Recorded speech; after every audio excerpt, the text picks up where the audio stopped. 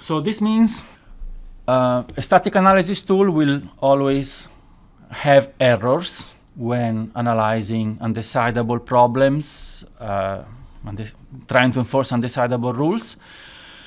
And there are two types, we can identify two types of errors. False negatives.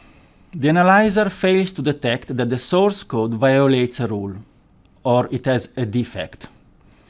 False positive. The analyzer incorrectly reports that the source code violates a rule, or has a defect.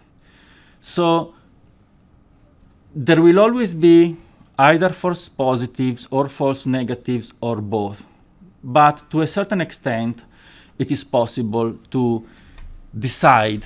So it is possible to decide what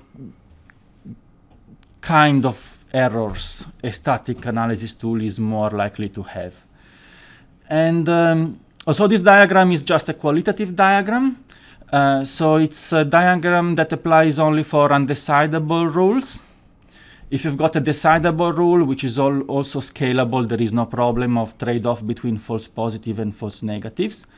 And it's a diagram that you've got the same depth of analysis in whichever point of the horizontal axis you are.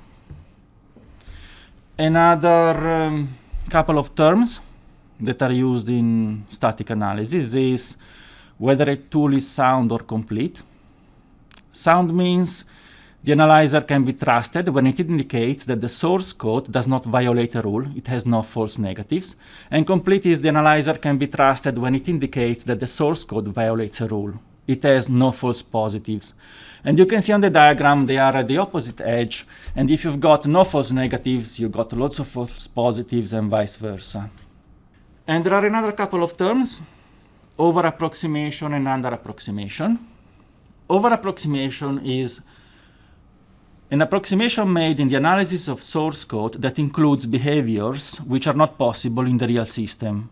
And under-approximation is an approximation made in the analysis of source code that excludes behavior which are possible in the real system.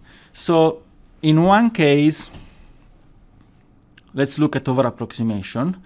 You may include behaviors which are not possible and have a defect.